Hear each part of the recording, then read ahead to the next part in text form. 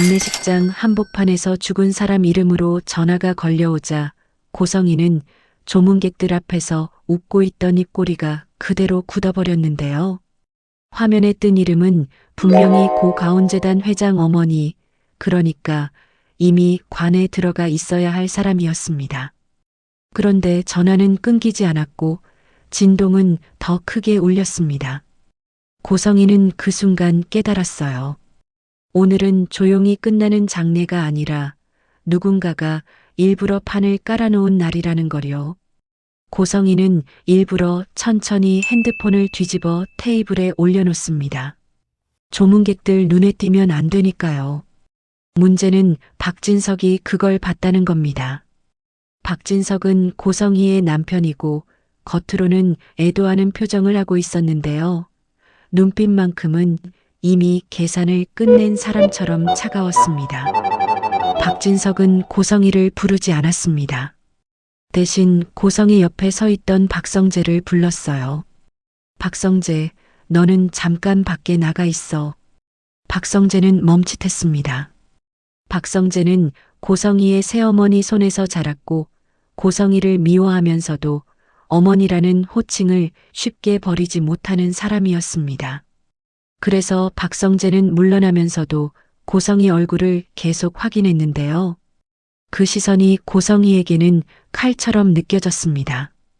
박성재 눈에는 또 무슨 일을 벌였냐는 질문이 그대로 박혀 있었거든요. 조문객들이 잠깐 끊기는 틈을 타 고성희는 슬쩍 화장실 쪽 복도로 빠져나갑니다. 핸드폰을 다시 들었더니 부재중이 5통이나 찍혀 있었어요. 고성희는 숨을 고르며 번호를 눌러 다시 전화합니다. 연결음이 1번, 2번, 그리고 상대가 받았는데요. 오랜만이네, 성희야. 그 목소리는 분명히 그 사람 목소리였습니다. 고성희가 그동안 죽었다고 못 박아두고 누구에게도 입 밖으로 꺼내지 않았던 그 사람. 가온가의 진짜 권력자였고 박진석이 평생 눈치 보던 사람. 바로 그 할머니였습니다. 고성희는 입술을 깨물었습니다. 무슨 말부터 해야 할지 모르겠는데요. 더 무서운 건 할머니가 먼저 말을 꺼냈다는 겁니다. 너 내 장례식 재미있게 치르고 있니? 고성희는 순간 머리가 새하얘집니다. 살아있다는 것도 충격인데 지금 이 타이밍에 연락을 했다는 건 구경하고 있다는 뜻이잖아요. 고성희는 숨을 낮춰 말합니다. 어떻게 살아계세요? 할머니는 웃는 소리를 냈습니다. 그 웃음이 왜 그렇게 사람을 얼게 만드는지 고성희는 너무 잘 알았습니다. 내가 안 죽으면 안 될 정도로 너는 나를 급하게 보내고 싶었나 보지. 고성희는 목구멍이 막혔습니다. 부정하면 더 의심받고 인정하면 끝장입니다. 고성희는 늘 그 사이를 기가 막히게 타고 다녔는데요. 오늘은 그 능력이 통하지 않는 느낌이었습니다. 상대가 너무 큰 손이었거든요. 그때 뒤에서 박진석이 다가옵니다. 박진석은 아무 말 없이 고성의 손목을 잡고 사람 없는 작은 접견실로 끌어들입니다. 문이 닫히자마자 박진석이 조용히 말했는데요. 전화 누구야? 고성희는 얼른 웃음을 만들어냅니다. 착각이었나 봐요. 번호가. 박진석은 고성희의 말을 끝까지 듣지 않았습니다. 박진석이 지금 화가 났다는 건 목소리로가 아니라 말을 자르는 습관으로 드러났거든요. 고성희, 난 너랑 부부로 산 시간이 길어. 내가 거짓말할 때 손가락이 먼저 굳는 거 나도 알아. 고성희는 그 말에 숨이 턱 막힙니다. 박진석이 이렇게까지 단정적으로 밀어붙이는 날이 흔치 않았거든요. 박진석은 고성희를 사랑해서 참고 산 게 아니라 고성희가 만들어주는 완벽한 겉모습이 필요해서 참고 산 사람이었습니다. 그런데 그 겉모습이 오늘 깨질 수 있다는 걸 박진석도 알았던 거죠. 박진석이 덧붙입니다. 그리고 한우진, 너 요즘 우진이랑 말 맞추는 것 같은데. 그 말이 나오자 고성희는 심장이 철렁 내려앉습니다. 한우진은 고성희의 아들이고 동시에 고성희가 가장 두려워하는 증인이었습니다. 한우진은 한때 죽은 척까지 하면서 고성희를 속였던 적이 있었습니다. 그 사건 이후 고성희는 한우진을 더 붙잡으려 했고 그래서 더 강하게 통제하려 했는데요. 통제는 오래갈수록 독이 됩니다. 한우진이 오늘 그 독을 뱉어낼 수도 있었거든요. 박진석은 접견실 문을 열고 밖으로 나갑니다. 그리고 장례식장 운영진에게 말합니다. 오늘 조문 마감 시간을 앞당기겠다. 고성희는 그 순간 깨달았습니다. 박진석이 장례를 끝내려는 게 아니라 사람들을 치우고 진짜 이야기를 시작하려는 거였어요. 조문객들이 빠지자마자 박진석은 가족들을 장례식장 뒤편 회의실로 불러 모읍니다. 박성재, 한우진, 지은호, 그리고 지은호까지요. 지은호는 회사에서 박성재의 후배로 불리던 인물인데요. 요즘은 가온재단 내부 감사팀 쪽에서 일한다는 소문이 돌고 있었습니다. 그래서 지은호가 이 자리에 있다는 것 자체가 이미 이상한 신호였습니다. 박성재가 먼저 불쾌하게 말합니다. 아버지, 지금 이 분위기 뭐예요? 장례식 날 이러는 거 아니잖아요. 박진석은 박성재 시선을 피하지 않고 딱 한 문장으로 찍어 눌렀습니다. 오늘이 딱 좋은 날이야. 죽은 사람 앞에서는 거짓말이 더 잘 들리거든. 고성희는 그 말이 자신을 향한 칼이라는 걸 바로 알았습니다. 한우진은 말이 없었습니다. 한우진은 고성희를 닮았고 그래서 더 무서운 사람입니다. 말 대신 눈으로 상황을 다 읽어버리는 타입이거든요. 지은호는 초조했습니다. 지은호는 고성희의 친아들이라는 사실 때문에 늘 불편한 위치에 서 있었고 오늘처럼 모두가 모인 자리에서는 그 불편함이 더 크게 드러납니다. 지은호는 속으로 생각했을 겁니다. 또 엄마가 무슨 짓을 했나라고요. 지은호는 조용히 노트북을 켭니다. 그 순간 고성희의 손끝이 차가워집니다. 지은호가 여기서 뭘 틀지 고성희는 이미 예상이 갔거든요. 돈, 기록, 그리고 혈연. 그중 하나만 튀어나와도 고성희는 끝입니다. 박진석이 지은호에게 말합니다. 지은호 씨, 시작해. 고성희는 그 호칭에서 더 놀랐습니다. 박진석이 씨라고 부르는 건 거리두기고 보호가 아니라 증거 취급이라는 뜻이거든요. 즉, 지은호는 이제 가족 밖 사람이 아니라 판을 움직이는 사람이었습니다. 지은호는 화면을 돌려 보여줍니다. 가온재단 기부금 흐름 분석표라는 제목이 떠 있었는데요. 지은호는 차분하게 말합니다. 최근 6개월 동안 기부금 일부가 지정된 용도와 다르게 지출된 정황이 있습니다. 의도적 쪼개기 송금이 반복됐고요. 박성재가 욕을 삼키듯 숨을 들이킵니다. 박성재는 고성희가 돈을 만지는 걸 싫어하면서도 동시에 고성희가 가온가의 체면을 돈으로 지켜준다는 걸 알았습니다. 그래서 박성재는 고성희를 미워하면서도 완전히 끊어내지 못했습니다. 그게 박성재의 약점이었습니다. 고성희는 입꼬리를 올립니다. 지은호 씨, 그게 무슨 말인지 모르겠는데요. 재단 회계는 원래. 지은호는 고성의 말을 부드럽게 끊습니다. 그래서 계좌를 따로 보여드릴게요. 이 계좌요. 그 순간 화면에 뜬 계좌 명의가 고성의 이름이었습니다. 고성희의 숨이 멎습니다. 회의실 공기가 내려앉는 느낌이었어요. 한우진이 그제야 입을 엽니다. 엄마, 그 계좌 나도 알아. 고성희는 고개를 확 돌립니다. 우진아, 너는 지금 뭘 안다고 그래? 한우진은 고성의 시선을 피하지 않았습니다. 한우진 눈빛에는 두려움이 아니라 피로가 있었습니다. 오래 참은 사람이 마지막에 보이는 표정이었는데요. 엄마, 나 죽은 척했던 거 기억하지? 그때 내가 왜 그랬는지 이제는 말해야 할 것 같아. 고성희의 얼굴이 굳습니다. 한우진이 그 사건을 다시 꺼내는 순간 고성이는 알았습니다. 오늘은 돈으로 막는 날이 아니라는 걸요. 오늘은 사람이 무너지는 날입니다. 박진석이 한우진에게 묻습니다. 왜 죽은 척했지? 한우진은 고성이를 보며 말합니다. 엄마가 내 수술 기록을 숨겼어요. 그리고 그 기록이 사라지면 누가 책임지는지도 사라지니까. 지은호가 옆에서 숨을 삼킵니다. 지은호는 그 이야기가 결국 자기에게도 연결될 수 있다는 걸 본능적으로 느꼈습니다.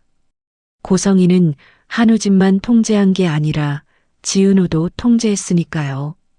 고성이는 웃음으로 버팁니다. 수술? 애가 뭘 잘못 들었나 보네요. 우진이 요즘 컨디션이. 박진석이 테이블을 한번 쳤습니다. 크게 치지도 않았는데요. 그 소리에 고성이는 움찔했습니다. 박진석이 고성이를 사람 앞에서 누른 건 처음이었습니다. 박진석은 그만큼 결심한 상태였습니다. 그때 회의실 문이 열립니다. 직원이 아니라 장례식장 관계자도 아니라 예상 밖의 사람이 들어왔습니다. 정보아였습니다. 결혼식 날 호주로 사라졌다는 소문이 돌던 정보아가 지금 이 회의실로 들어온 겁니다. 정보아는 손에 작은 메모리 카드와 종이 봉투를 쥐고 있었는데요. 정보아는 박진석을 보지도 않고 고성이를 똑바로 바라봅니다. 고성애 씨, 그날 사고 제가 봤어요. 고성이는 순간 몸이 굳었습니다. 정보아가 말하는 그날 사고는 할머니가 사망 처리된 날이었고 동시에 재단 돈 흐름이 뒤집힌 날과 겹쳐 있었습니다. 정보아가 이어 말합니다. 그날 현장에 서재옥 씨가 있었어요. 용접 일하던 그 사람, 그냥 지나가던 사람이 아니었더라고요. 그리고 이상철 씨도. 이상철이라는 이름이 나오자 박진석 표정이 흔들립니다. 이상철은 박진석의 숫자를 관리해온 사람이었고 박진석이 믿는 사람이라고 생각했던 사람이었거든요. 박진석이 흔들리는 걸 본 순간 고성이는 이상하게도 숨이 트였습니다. 고성이는 속으로 생각했을 겁니다. 나만 끝나는 판이 아니구나라고요. 지은호는 그때 조용히 종이 한 장을 꺼냅니다. 검사 결과지처럼 보이는 문서였는데요. 지은호의 손이 아주 미세하게 떨렸습니다. 지은호는 겁이 많아서 떠는 게 아니었습니다. 지은호는 지금 이 문서를 내밀면 자기 인생이 뒤집힌다는 걸 알고 있어서 떨렸던 겁니다. 지은호가 말합니다. 저 이거 확인하고 싶어서 여기까지 왔습니다. 제 서류에는 친모가 사망으로 되어 있거든요. 고성이의 눈이 커집니다. 지은호가 한 줄 더 말합니다. 근데 사망 신고 날짜와 고성의 씨명의 계좌에서 처음 큰 돈이 움직인 날짜가 같습니다. 회의실이 완전히 얼어붙습니다.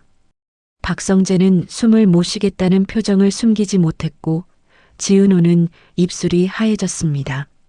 한우진은 눈을 감았다가 다시 뜹니다. 한우진은 이미 오래전부터 이 결론을 짐작하고 있었던 사람처럼 보였어요. 고성이는 그제야 깨닫습니다. 이 판은 박진석이 혼자 짠 게 아닙니다. 누군가가 더 큰 그림을 그리고 고성이를 중앙에 세워두었습니다. 그리고 그 누군가는 죽었다던 할머니일 가능성이 컸습니다. 그때 고성이의 핸드폰이 다시 울립니다. 이번엔 전화가 아니라 문자였는데요.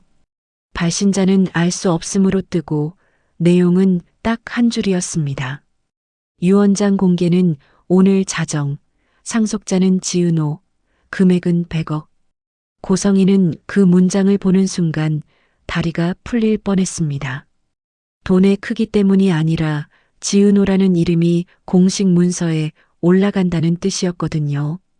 그렇게 되면 지은호는 더 이상 후배가 아니라 가온가를 흔드는 존재가 됩니다. 그리고 고성이는 지은호를 흔들 수 없다는 걸 알고 있었습니다. 지은호가 흔들리지 않는 사람이라서가 아니라 지은호 뒤에 서 있는 사람이 너무 많아졌으니까요. 박진석이 고성이를 바라보며 말합니다. 고성이, 오늘은 내가 변명할 시간 없어. 내가 지킨 게 가정인지, 내가 숨긴 게 범죄인지 여기서 갈린다. 고성이는 입을 열었다가 닫습니다. 고성이는 늘 말을 잘하는 사람이었는데요. 오늘은 말이 아니라 기록이 판을 갈랐습니다. 그리고 기록 앞에서는 고성이의 눈물도 웃음도 힘이 약했습니다. 고성이는 마지막으로 한우진을 봅니다. 우진아, 너까지 이럴 거야? 한우진은 아주 조용히 거의 속삭이듯 말합니다. 엄마, 나도 엄마 편이었던 적 있어. 근데 그 편이 나를 망가뜨렸어. 그 문장이 고성이를 완전히 찢었습니다. 고성이가 진짜로 무너지는 건 돈이 끊길 때가 아니라 자식이 엄마를 포기하는 순간이었거든요. 그때 밖에서 사이렌 소리가 들립니다. 가까워지고 멈추고 문밖이 소란해지는데요. 박성재가 창백한 얼굴로 문 쪽을 바라봅니다. 지은호는 자리에서 벌떡 일어납니다. 지은호는 손에 쥔 문서를 더 세게 움켜쥡니다. 고성이는 알고 있었습니다. 누군가가 신고했고 누군가가 지금 오게 만들었습니다. 타이밍이 너무 정확했으니까요. 문이 열리고 수사관들이 들어옵니다. 고성애 씨, 재단 자금 유용 및 문서 관련 건으로 조사 협조 요청드립니다. 고성이는 그 문장을 듣고도 바로 끌려가지 않습니다. 고성이는 마지막으로 박진석을 봅니다. 박진석이 고개를 끄덕이기만 하면 고성이는 가온가의 체면을 지키며 나갈 수도 있습니다. 그런데 박진석은 끄덕이지 않았습니다. 박진석은 그냥 말합니다. 이제 너는 나랑 부부가 아니라 사건이야. 고성이는 그제야 웃었습니다. 웃는데요. 그 웃음은 승리도 아니고 여유도 아니었습니다. 나만 당하는 건 아니다라는 확신에서 나오는 웃음이었습니다. 고성이는 수사관들에게 손목을 내주면서 아주 작게 중얼거립니다. 이상철, 너까지 나버린 거면 나도 가만히 안 있어. 그 말이 끝나자마자 지은호의 핸드폰이 울립니다. 발신자는 법무팀이었고요. 지은호가 전화를 받자마자 들린 말이 이거였습니다. 지은호 씨, 상속 절차가 시작됐습니다. 그런데 상속 조건이 하나 있습니다. 유언장 원본이 사라졌습니다. 회의실 사람들 눈빛이 동시에 바뀝니다. 고성이는 끌려가면서도 뒤를 돌아봅니다. 지은호는 창백해진 얼굴로 핸드폰을 쥐고 서 있고 박진석은 굳어버렸고 한우진은 입술을 깨문 채 무언가 결심한 표정입니다. 박성재는 머리를 감싸 쥐고 지은호는 바닥만 보고 있습니다. 고성이는 그 장면을 보며 확신합니다. 오늘 고성이가 잡혀가도 이야기는 끝나지 않습니다. 오히려 진짜 시작은 유언장 원본이 사라진 순간부터입니다. 누가 훔쳤는지, 왜 훔쳤는지, 그리고 그 유언장이 지은호를 살리는 종이인지, 지은호를 함정으로 끌고 가는 종이인지 이제부터가 더 위험해지거든요. 그리고 고성이는 속으로 이렇게 생각합니다. 지은호가 100억을 받는 날 내가 끝나는 게 아니라 박진석이 무너질 수도 있겠네. 고성이는 그렇게 웃으면서 끌려나갔습니다. 웃는 얼굴이었는데요. 그 웃음이 너무 불길해서 남아있는 사람들까지 모두 숨을 못 쉬게 만들었습니다.